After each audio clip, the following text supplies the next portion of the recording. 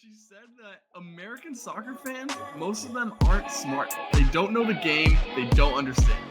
Gio. That guy Gazpacho. Sports can take a lame gorilla, okay? Advice, did you know that Arsenal died? He's got me buzzing. Up the TOFFEEs. It's hard to up them anyway. I'm gonna comment on that. Welcome back to Footy with the boys. The Premier League season has completed, and the summer of soccer is now upon us. Big episode today. We're talking Champions League final. A little recap on the season for Arsenal and Everton after both of them having some good final games there. Of course, Champions League preview there. PSG Inter, what a matchup. Get into some segments with the boys, a little WONDERGRID action. We're cooking on that right now. We're going back to the connections, see if you guys can get it before us. And then, of course, a U.S. men's national team update, which I'm sure will spur on some debate regarding our Captain America, Mr. Christian Pulisic. Let's start with a little off the pitch, a little new way to start the episode. Mike, we're going away from footy to some landlording, some home ownership. Mike has become a homeowner. How are we feeling, Mike? I'm in my new home. Land. It feels pretty surreal. Oh, are you there right now? I'm in my new home. It's far from unpacked, so I'm in a very cluttered bedroom at the moment. But I have my bed. Look absolutely packed. Is that like a little tray ceiling or just a bump? Yeah, it's like a ledge that comes out and then just goes. a bump. Slight upgrade on the bedroom. I'm happy. I have a window in this bedroom, so wow, that is moving up in the world. Dude, we're burying the lead. How many units are in this home, Tracy? 3. Tres. I only live in one of them. How long till you're kicking people out? I'm not at will to say. Dude, any like applicant, he will keep that to himself. We should send them the link to this like podcast and be like, "This is your land."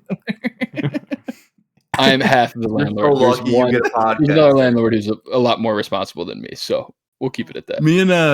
We found out a little behind the pod. I found out anyways after our last pod, and my wife came by, and as soon as like we hopped off the pod call, me and my wife looked at each other and we're like, can't fucking believe he got a house before us. Just mad as hell. If I had to pick who of the four of us would be a homeowner first, Mike is my last pick. Damn. We've been planning like realtor shit for like 8 months, and this guy just pops up one day with keys. I said, "Ooh, a house! God, I bought it. Damn it! We bought a zoo. We move swiftly. We go quick around here." But yes, congratulations to Mike. Warning Picture of it on the screen. To prospective tenants. I don't know how it's gonna go. Nice place. Hey, we're already replacing our first water here tomorrow, so it's going well. That's crazy. That Sounds like a fun time. Landlording already going. Another off the pitch, off script here. USMNT at the Indiana Pacers New York Knicks game. No, as a Pacers fan, random shit going on, but I thought that was worth mentioning. Anywho, big news. I think the listeners want to know about the USMNT's NBA fandom being in Indianapolis. Anywho, big news from the weekend.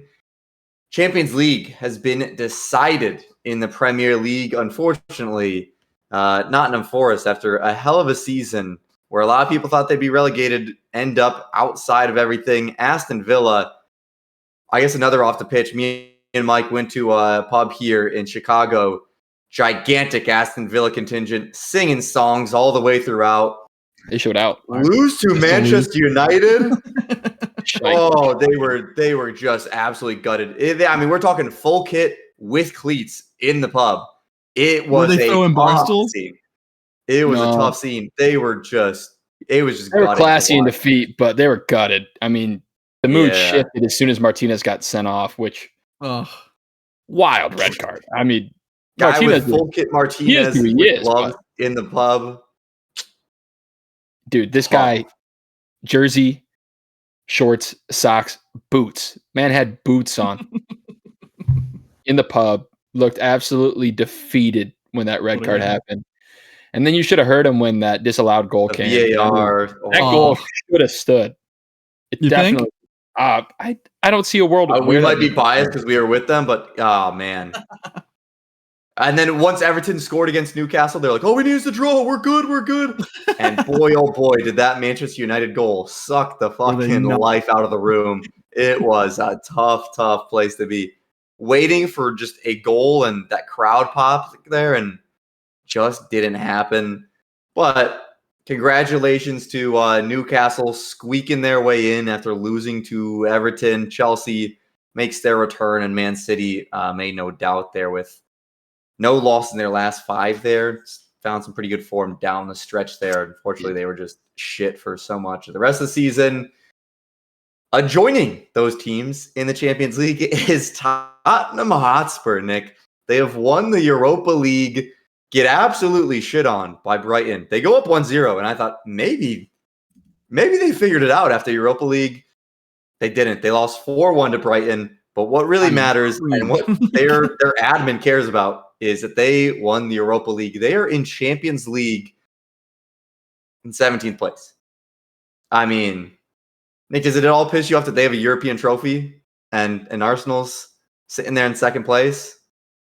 No. I mean, nothing about this winning pisses me off. It does piss me off that we got to a couple Europa League finals and we didn't win, and Tottenham just happened to get, the worst Man U side in 100 years. Like we were playing squads, bro. We were playing Eden Hazard in freaking Ukraine or Azerbaijan or wherever the hell it was. Like they got Bruno Fernandes and Luke Shaw.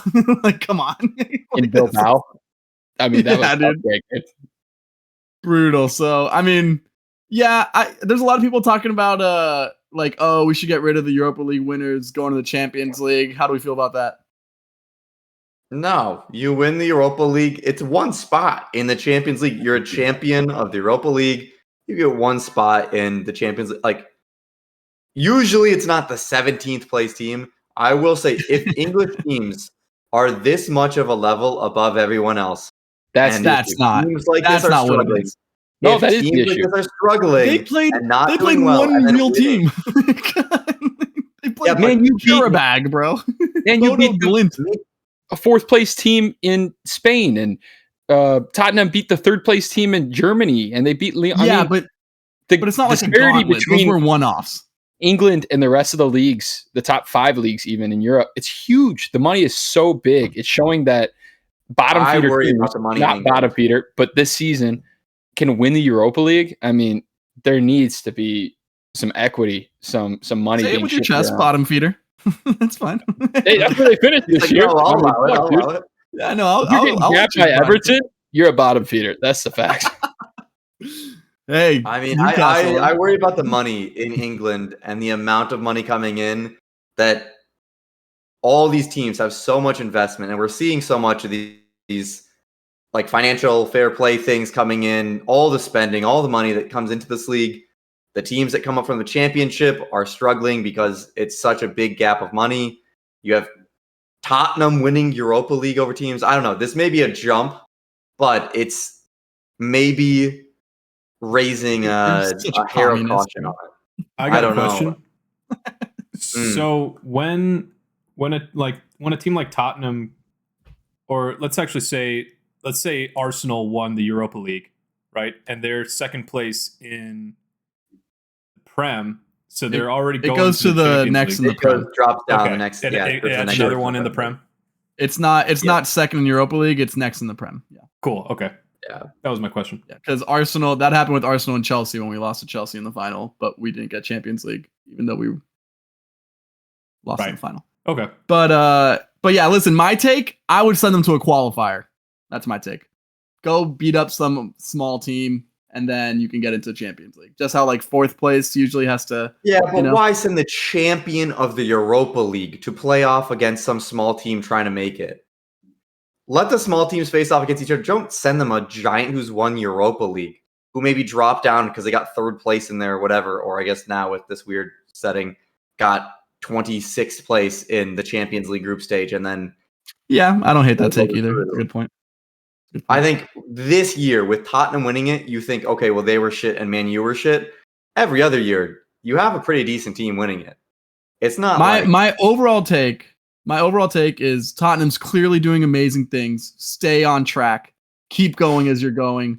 10-year extension for Big Ange. It's paying off. He always paying off. I mean, they just won a European trophy, so quite honestly, no matter what shit you talk, they're feeling all right with themselves. Also, Arsenal has won a trophy. Arsenal women are champions of Europe, and that's the real one. It is. Oh, wow, we got a little emoji. Look at that. Wow. You're saying Arsenal hasn't won a European trophy? Look at that right there and tell me they have. Emily Fox. The real Arsenal. After Barca talked shit, by the way. God. Barca women are crazy good. Their president was like, "Oh, we were scared of Lyon. Like we're gonna take care of these ladies." The ladies showed out. Proud Gunner. Gunners. The Gunners. Speaking of the Gunners and taking care of business, Arsenal did take care of business versus Southampton. Maybe not in the most convincing fashion, but you also had Raheem Sterling on the pitch, and good God, I mean, washed. The game has left him. The game left him a while ago. It's tough to watch. You hate to watch it just because of how awful he is, not for any other reason. But Arsenal win the game 2-1 regardless. Saka came in, made a big difference. Kai Havertz comes in this game. Yeah, congrats. Makes a return against Southampton in the last game. Interesting there. End of season awards here, Nick, for the Gunners. Biggest surprise, biggest disappointment, and of course the most valuable player MVP. Yeah, really quick on the game too. Havertz coming in looked like a goddamn cement truck. He looked so big. I feel like what makes him so good is he's like so languid and can do like those half turns really well. He's just full on embrace. I'm a target guy now. Like I'm a target 9 and we'll just go. So that's not too encouraging. But hey, we'll see. And then Odegaard with the winner. We'll talk about him here in a second, but way to show out against when it didn't matter at all. So congratulations on scoring a banger against Southampton in the last game of the season when everything's done. When I think about this season and we're talking about biggest surprises, I mean, if you had told me a kid would have broken through in this team, it would have easily been Ethan Nwaneri, and obviously he had his moments this year. Definitely he's arrived into the first team squad. He's a first teamer now. But Miles Lewis-Skelly proved himself to be the best left back in England, the best young left back in the world, arguably. I mean, like he started at left back for England. Like he's absolutely insane. Converted midfielder playing in that left back role, made it completely his own. He's like Zinchenko. If Zinchenko had any physicality and could also defend and also had swagger, he is absolutely insane. And I mean, no one saw it coming. We all knew he was a good talent, but we did not know that he would break through and just boss games like he did. There was times where obviously our injuries were well documented, and he's the one who took control of games when maybe other guys should have stepped up. And so definitely the biggest surprise, and you just feel so good about that entire back line for next year with obviously the 2 center backs, with White or Timber, with Lewis-Skelly, with Calafiori, with maybe Kivier if he stays. A lot of options in that back line. So definitely the biggest surprise for me. Biggest disappointment has to be El Capitan. I know he was out for about 2 to 3 months, but when Saka went down right around when Odegaard was coming back, someone had to step up in the attack and someone had to be the one to take a hold of games. Martinelli's, not at that level. Let's just be clear. He's a good player. I love him. I will always be a Martinelli hive, but he's not he can't be your best player in your attack. He just can't. Not if you're taking yourself seriously. No strikers that stepped up and took that. Marino obviously filled in, scoring goals, but he was at the end of things. He wasn't controlling anything. Odegaard had to be the guy. And honestly, in the biggest moments of the season, he completely ghosted. Those PSG games were not great. Even the Real Madrid games, it was mostly the other guys kind of carrying. He felt more like a passenger. In big games in the Prem, we tied 40,000 games this year. There was a lot of times where it felt like he was nowhere. And then in a pretty classic fashion. He scores an absolute banger right at the end and makes you realize why he's so talented, but not really when it mattered. So there's definitely question marks surrounding him next year, although I don't think anyone doubts the talent. And then our MVP is undoubted. I mean, you could give it to him just for the Madrid game alone, but it's Declan Rice. The man is the best midfielder in the world, and if it's not, he's top 3, and you can go argue with your mom. Like he is absolutely amazing.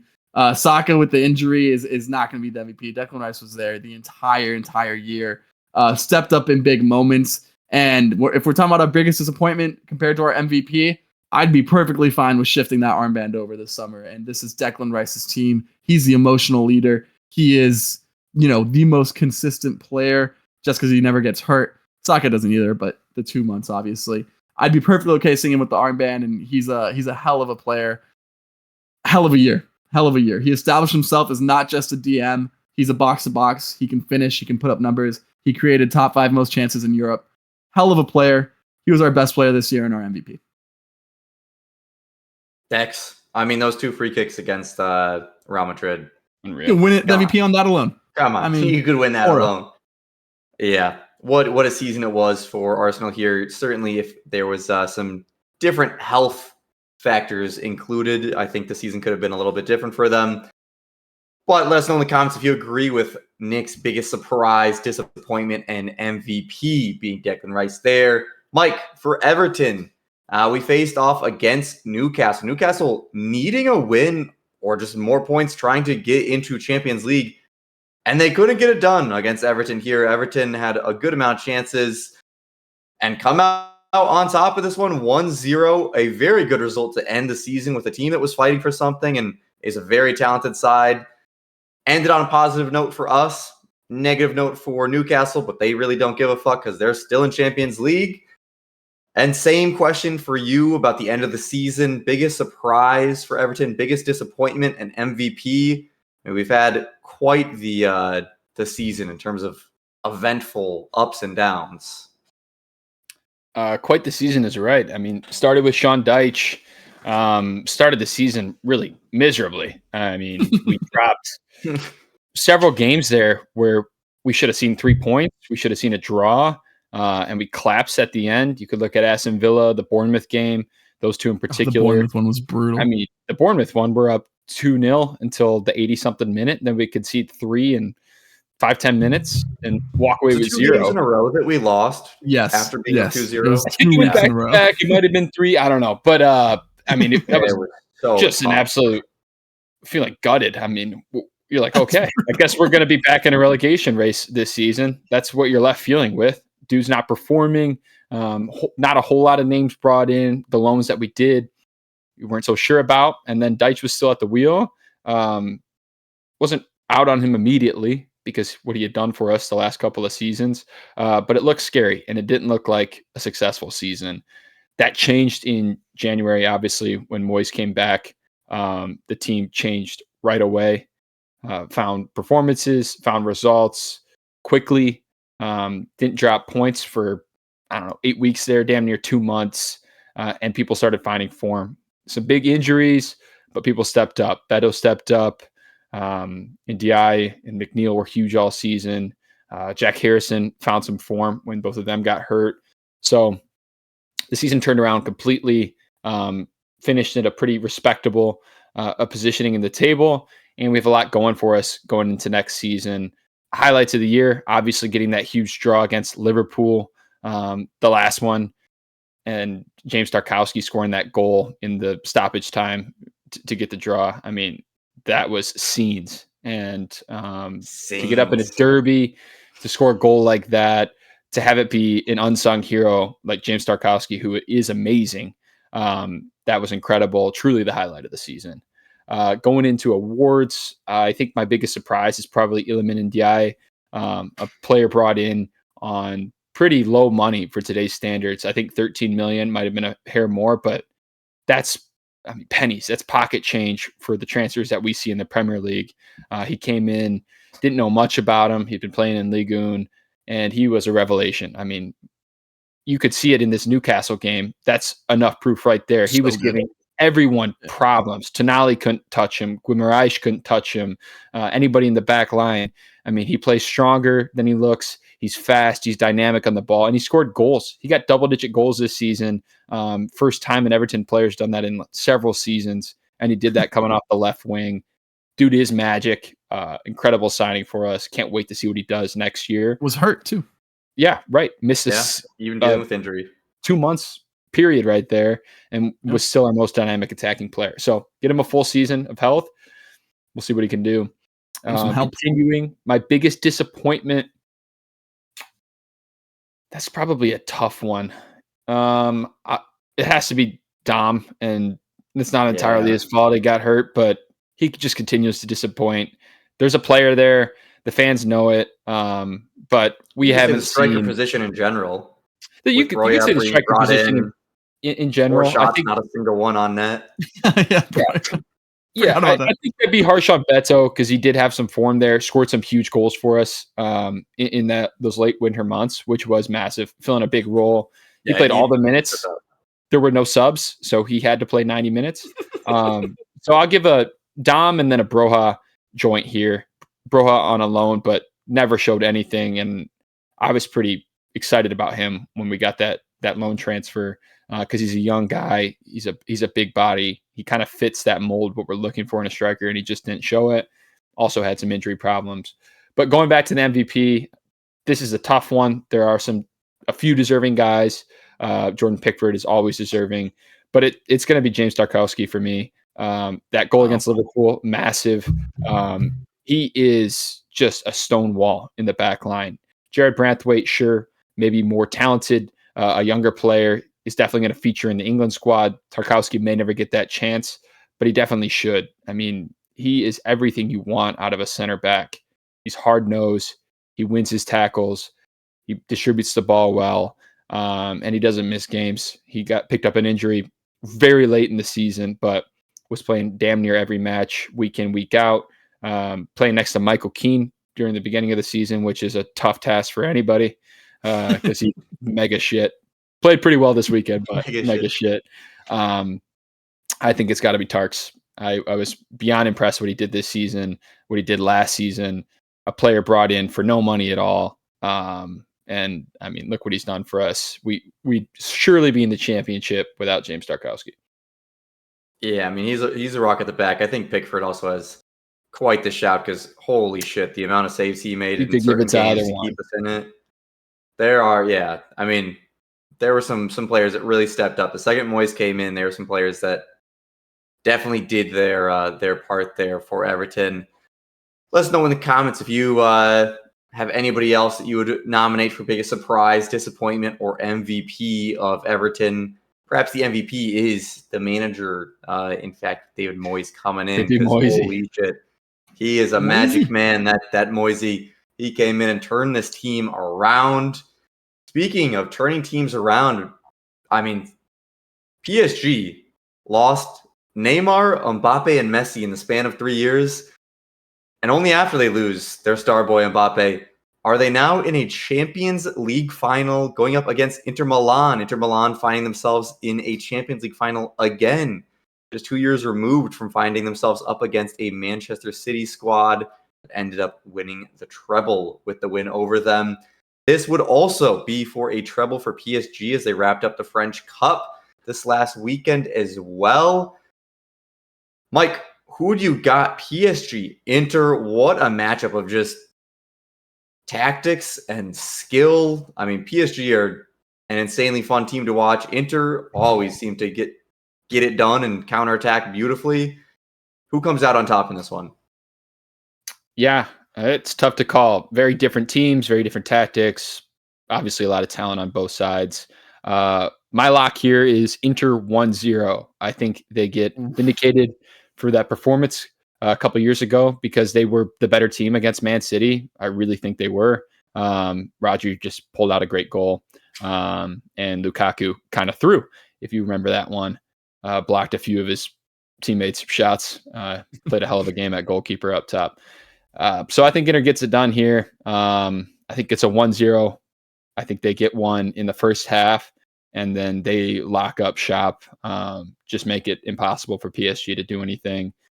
We talk about how good of a keeper Donnarumma is. Jan Sommer is incredible. Showed that in the Barcelona game. Underrated keeper in his era. Yeah, he is. You can remember that Euro from 2020. He was insane for Switzerland. Insane. But the saves alone he made in that second leg. For 10 years. Bayern, but the saves he made against Yamal in that second leg alone, I mean, dude, got them to the semifinal. You ship 7 goals, but you make a couple saves like that. That's pretty incredible. If you're supposed to ship 10, you make those 3 difference. I mean, right. That is true. Why am I wrong? Why is PSG going to win, boys? Dude, I think it's. I don't even know who wins, if I'm being honest. Everything you say about Inter is right. I personally have PSG up top, but I think your scoreline is sacrilegious. I have an absolute barn burner, bro. Whereas Arsenal versus PSG would have been Arsenal versus Barca would have been a football purist kind of match, like, clash of styles and heritage and all this different kind of things. This game is an absolute.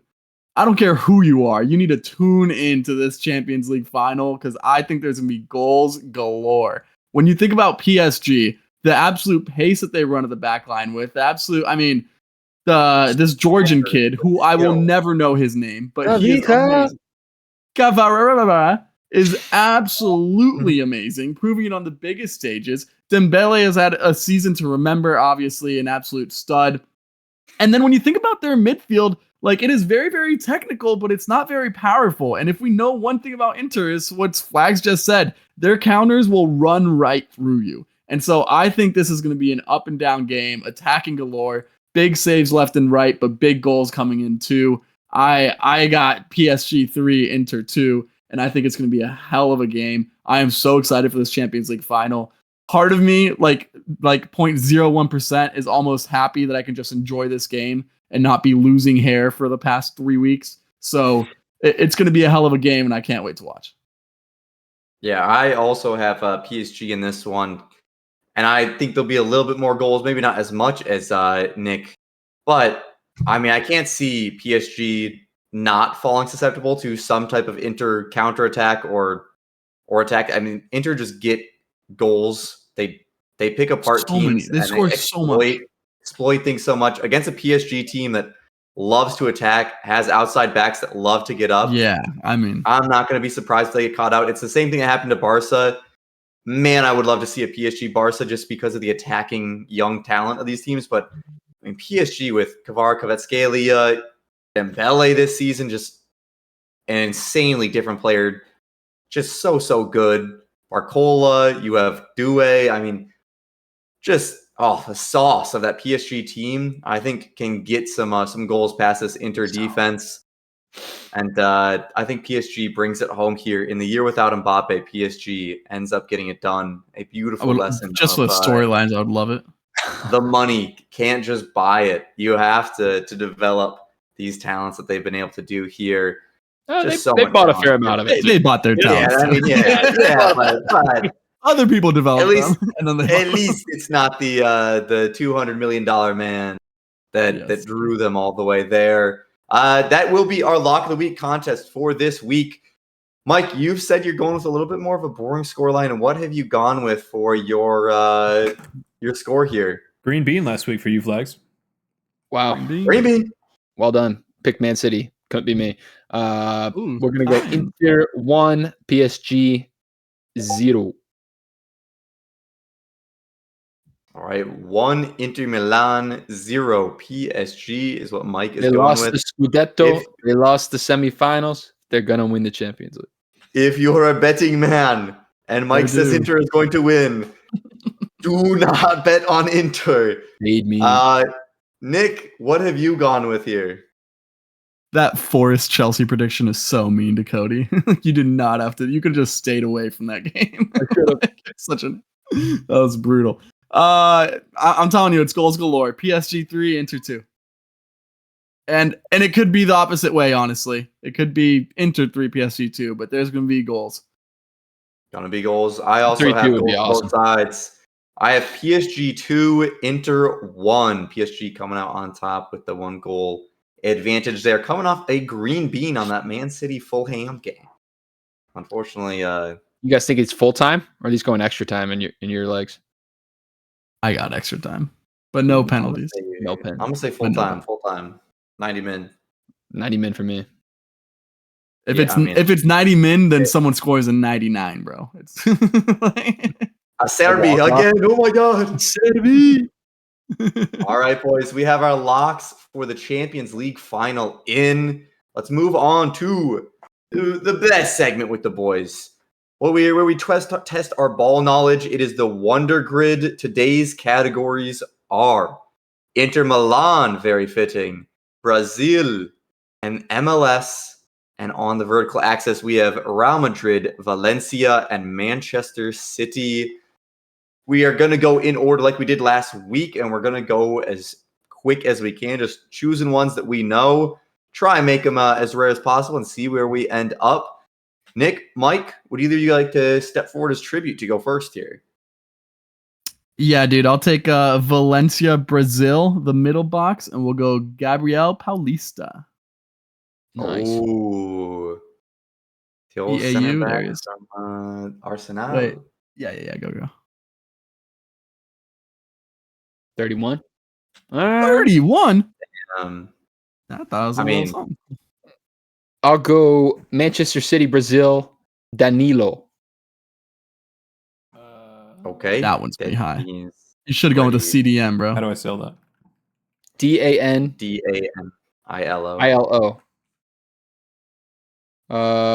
DANILO. Probably the top one. I think it's Kind of different one, I brother. think it's the first one.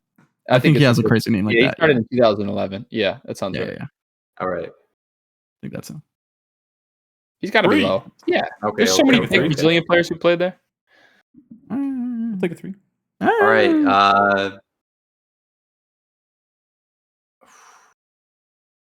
I want to go mixed Discarud, but he definitely did it because he was bought by Manchester City, but I don't think that will count. I'm gonna go Valencia, MLS, David Villa. That's gonna be so high, bro. Do you think so? I don't think people think of him as Valencia as much. What? What, dude? He's one of their best players of all time. Yeah, but Barca is where he got his 100%. Is it this guy? He was bought by Let's see. Barca at like 31, bro.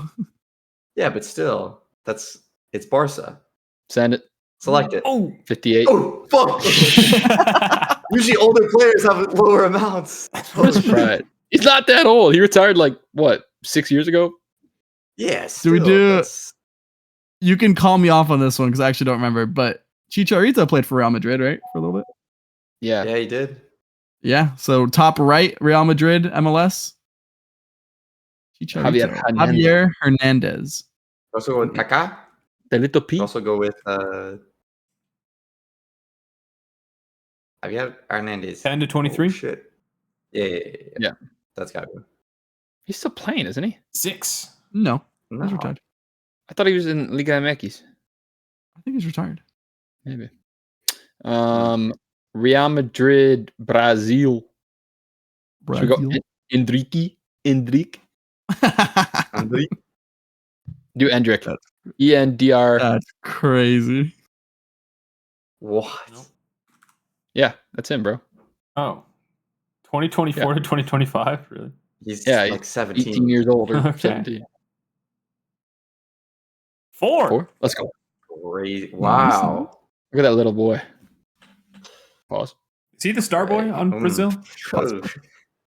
Probably not. Esteval's better. Estevao. Is it you flags or is it me?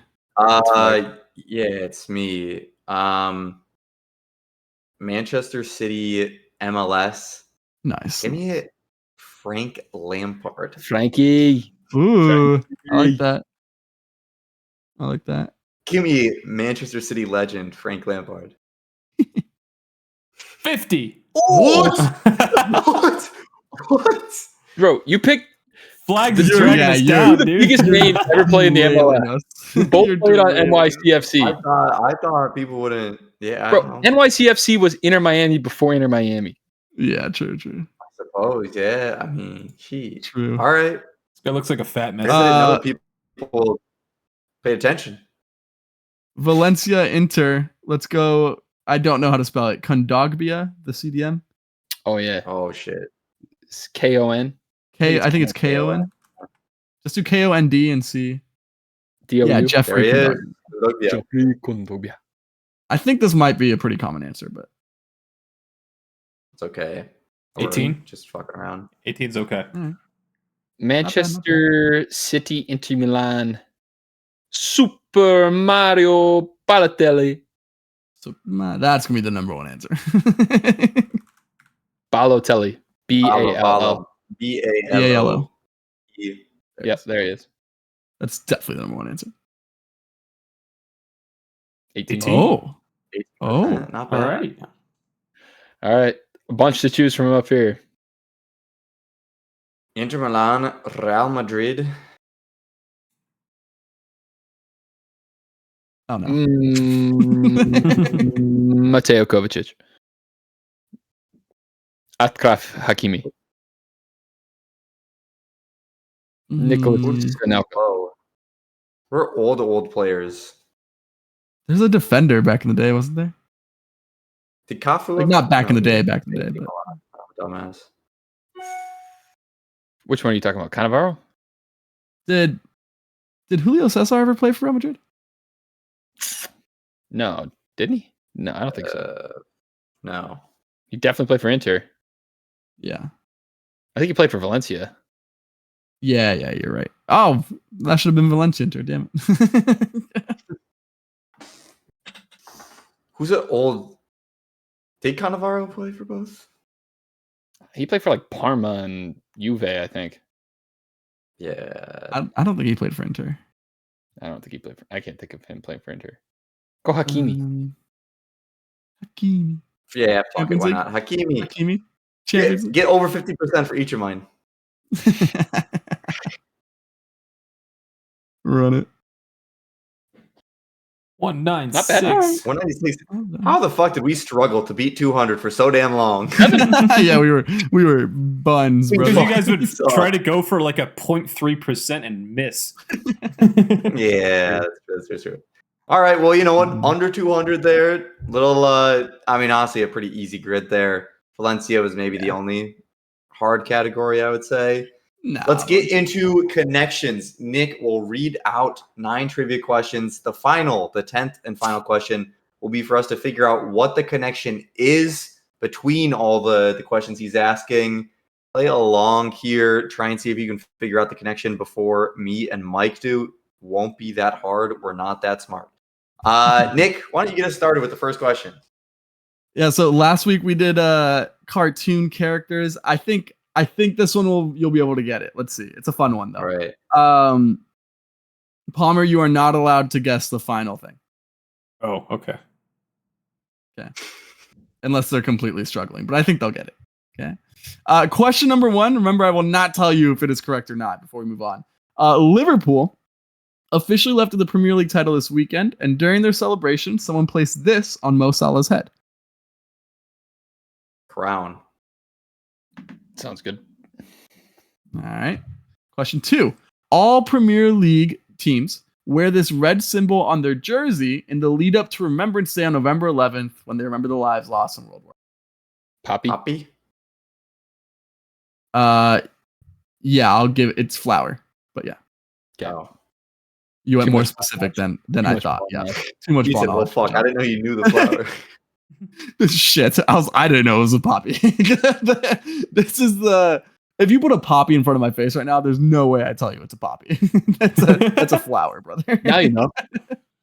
That's a flower. Right, crown. This Flower. this is the first word of a common nickname for the fastest man in the world who infamously tried to play professional soccer.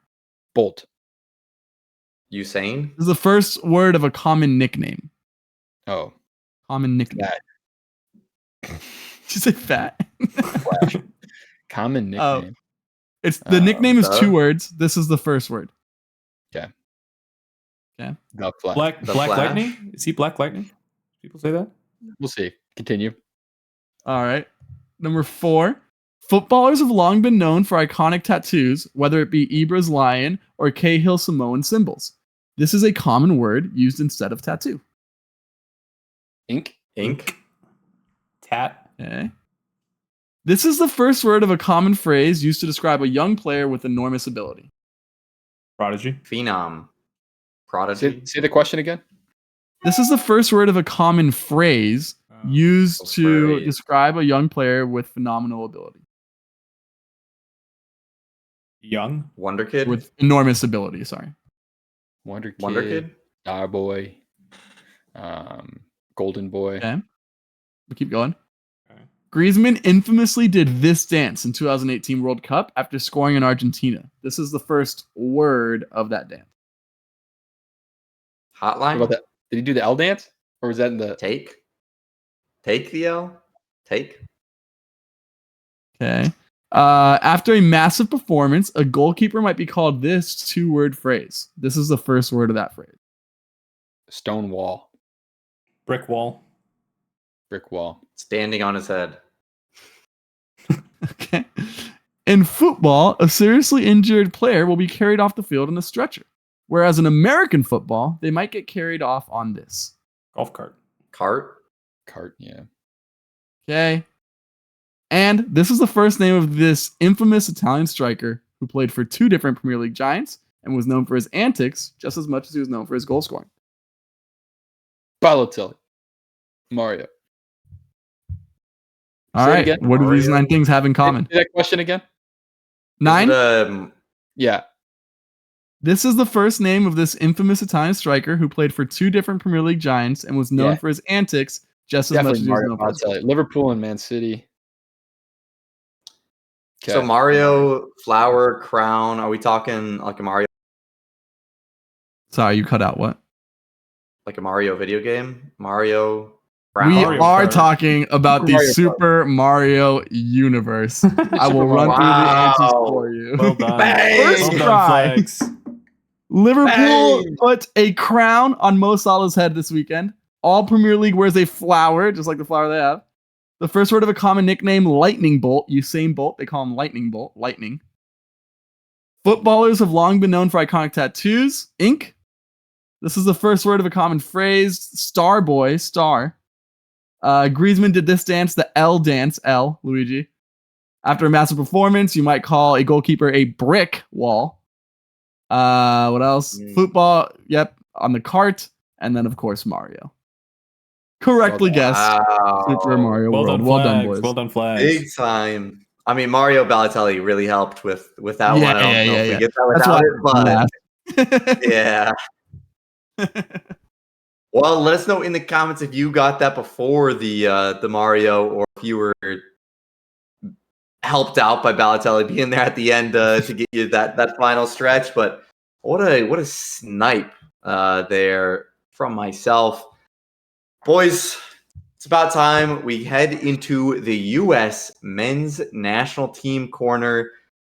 There's a lot to talk about going on in the U.S. men's national team world, and the biggest thing in that is Christian Pulisic will not be a part of the friendlies this summer, will not be a part of the Gold Cup this summer.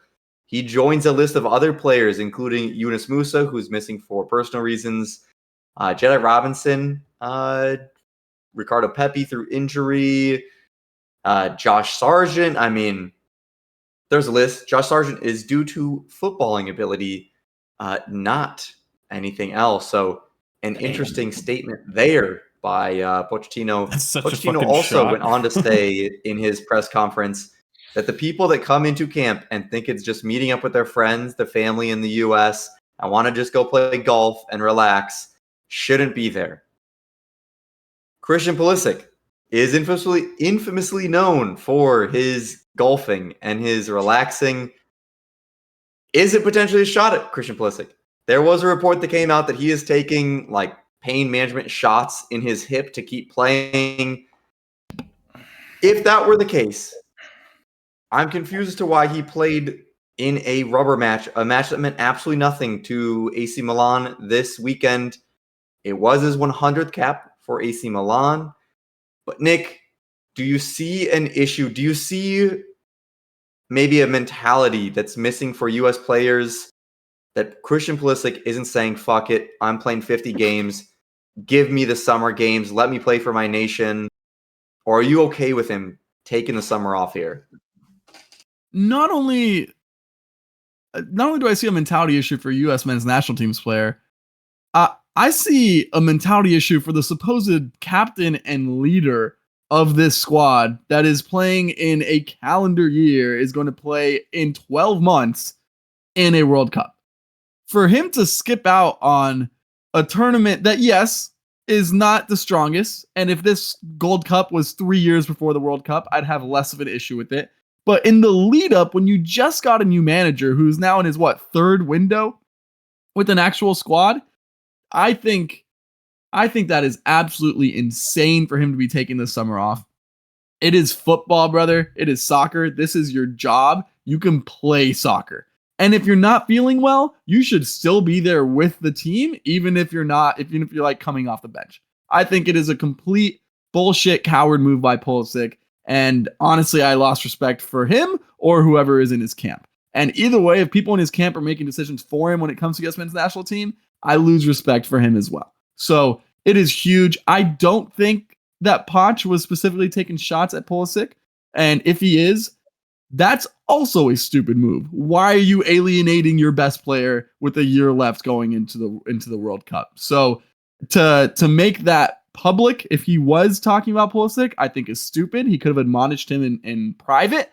But regardless of Poch's comments, this is an absolute clown move by Pulisic. Mike, it's a very weak roster, at least for this training camp, that will be going on.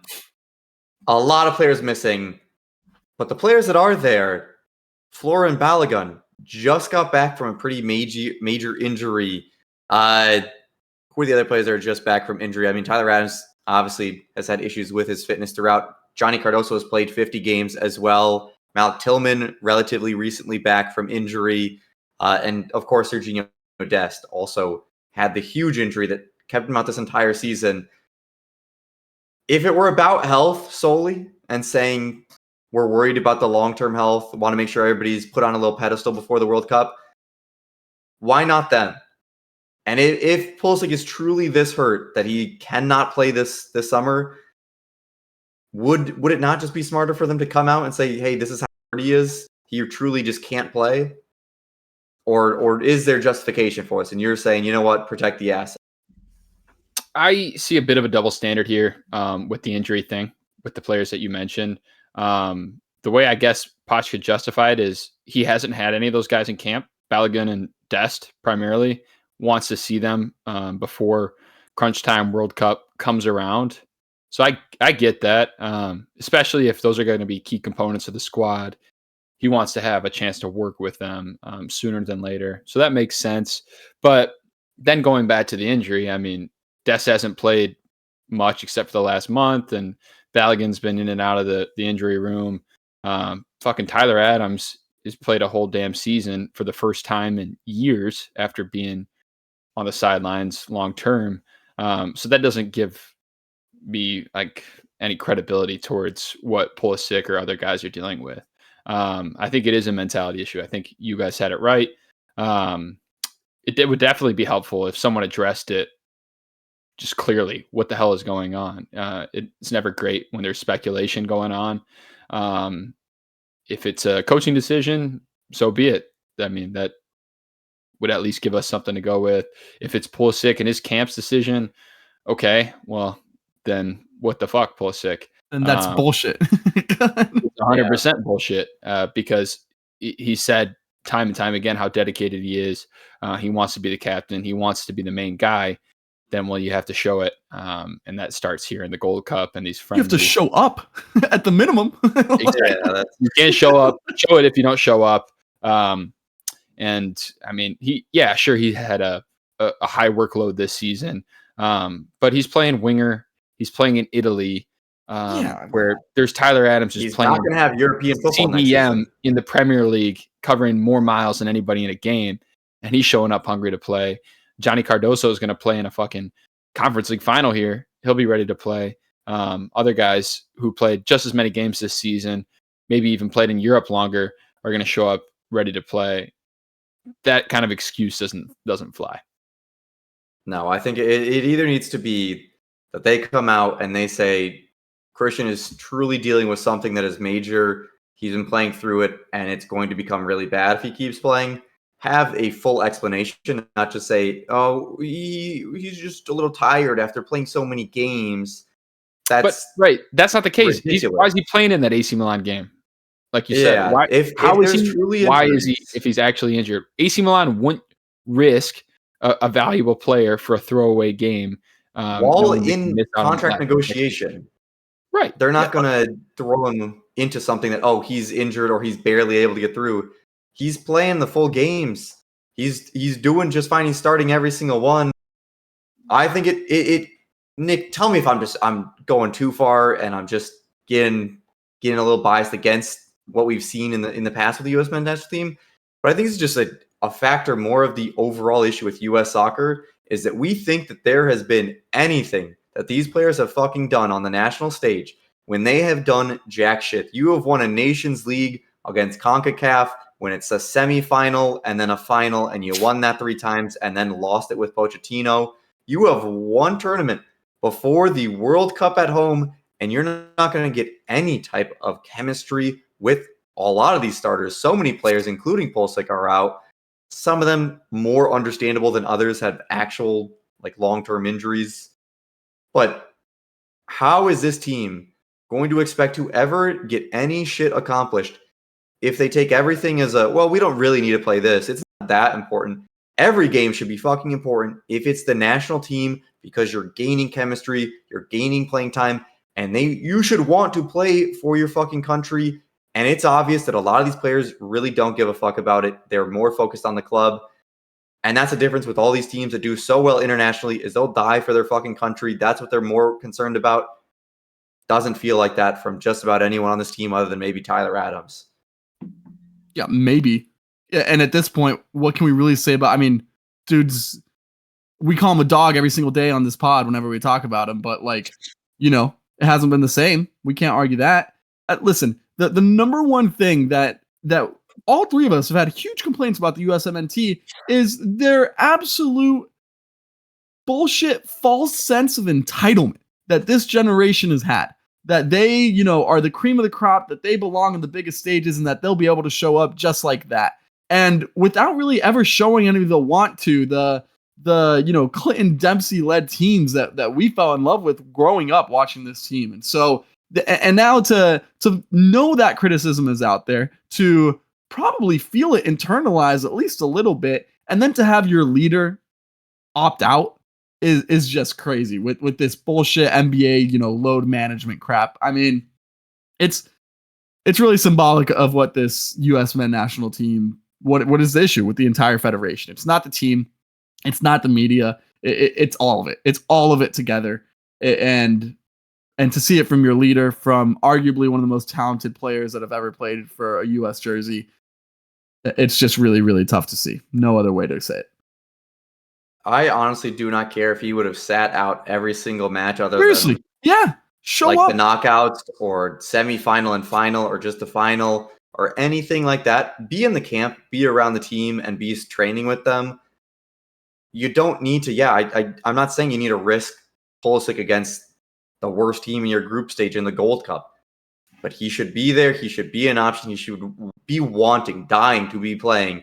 Regardless of his situation, of how many games he's played. If he's played 50 games, who the fuck cares? He should be saying, Pochettino, put me out there. You better put me on the fucking roster. We do get some type of positives. We will potentially see Malik Tillman get what will I would say be maybe his last real shot to show himself off here.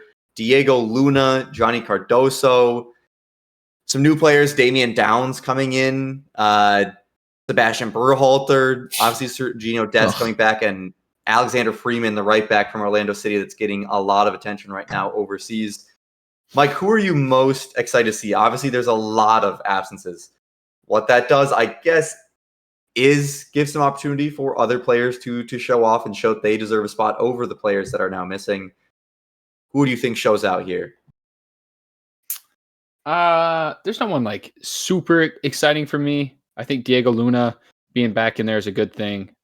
He was one of the few players that showed some grit, some fight in the last couple of camps. And on top of that, some skill. He is a great player, very, very techie, can create a lot.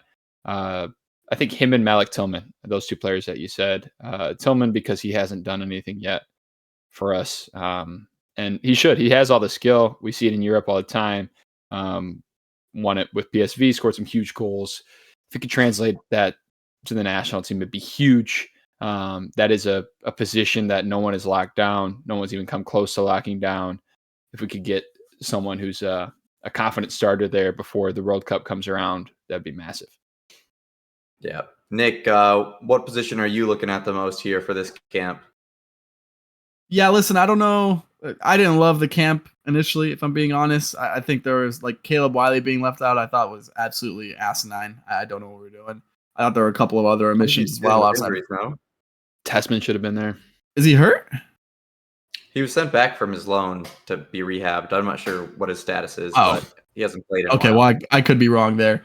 But either way, I think the most important, or the thing that I'm going to be locked into the most, I don't know if I'm excited to see them, but I'm definitely the most curious about, is going to be Dest and Ballo. And it's going to be not so much how they perform, but more how does Poch use them?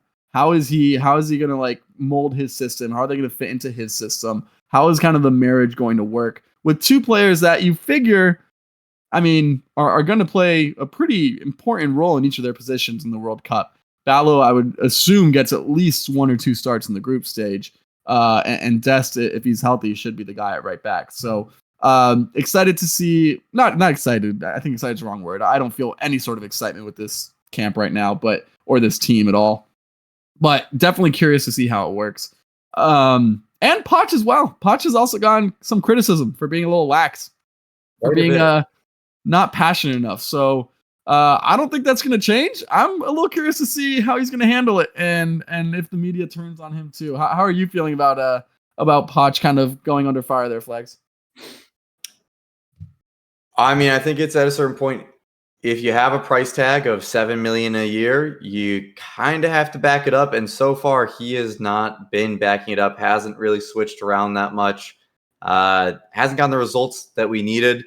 I will say Serginho Dest, certainly interested to watch him. He was, during the Burr at their age, a massive difference maker in terms of attack, even in that random friendly against, was it Colombia or Mexico? I think it might have been Mexico, but he comes in, creates that goal all by himself with like Jesus Ferreira as his partner in that attack. He is such a big difference maker. I am very excited to see him back with the U.S. men's national team. He's an X factor. I think, yeah. I mean, these are against 2 good teams. Turkey and Switzerland are the 2 games the U.S. will play, first against Turkey and then against Switzerland. It's not the Panama. It's not the Jamaicas. It's not the CONCACAF teams that you're used to and don't have teams all at the top level. Turkey is a very good team. Switzerland is a very good team. It sucks that this is not going to be the full strength roster, because I think they would be very good test to strain that. It sucks that this is more of like a secondary team, because it seems like almost a waste of a friendly. Why are we getting such great friendlies? And hats off to USSF for getting these friendlies, but it does not really help that it's not going to be the actual team you would think be out there for the World Cup in 2026. Certainly, we'll still learn quite a bit about this team, and Pochettino has his work cut out for him because, as you say, concerns are mounting about him, and it's kind of put up or shut up. Mike, is that too far to say that it's put up or shut up on a friendly and Gold Cup that he's going to be missing all these players, or is that on him at this point? You're such a big name, you kind of have to show out. You got to show something. I mean, he put himself in this position, shit the bed in the CONCACAF Nations League, a tournament that we've won previously, never lost, and we lost to fucking Panama doing so. So the whole reason he's brought in is because Greg Berhalter got embarrassed on home soil in a Copa America. So U.S. soccer panics and brings in a big name, try to calm things down, get us going for the World Cup, an opportunity that we can't afford to mess up. And then his first real showing really craps the bed. So yeah, I mean, nut up or shut up. It's been nut up or shut up. It continues to be so. It will throughout 2025 and then into the World Cup. Can't afford to have any sort of poor showings or bad camps again. I don't think there's necessarily the expectation, or should be, that we get dominating victories out of both of these games. Turkey and Switzerland are both great teams, and even on our best day, we could lose or get poor results against them. But we need to show positive signs. We need to show fight.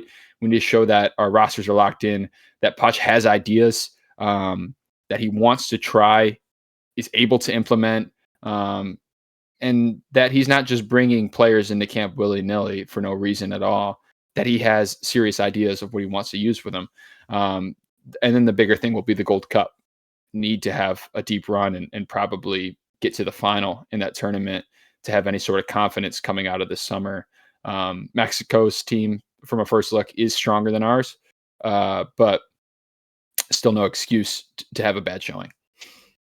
Yeah, have to come out with results, and consistent results as well for this US team. That's been kind of the Achilles heels. You have some good performances and then shit the bed another. It needs to be consistently good. And this will certainly be some challenges for that. Boys, any final thoughts here as we close out talking US men's national team against Turkey and Switzerland coming up? Where can I find Switzerland and Turkey's roster for these games? I wonder if like Çalhanoğlu and some other dudes who are just wrapping their season will be in these rosters. Probably on their Twitter. But any final thoughts other than where their rosters are? Nothing for me. I mean, you know, like I said, zero excitement to watch these games, but we'll be watching. So stay tuned, and we'll bring you. We will watch. We'll bring you our. I have excitement. It's been subdued by the players that are missing, but there is still plenty of excitement for the players that are there. And shout out Quinn Sullivan also getting a shout in this camp here, making his way in there. The brother of the star boy Kevin Sullivan. Take that. Shout out the Arsenal women team, champions of Europe. You'll never sing that. Spurs are sick of that. Spurs are singing Europa League. I don't know if you say champion of Europe, but until next time, let us know in the comments what you think of all the drama, the Champions League final, and Mike being a homeowner.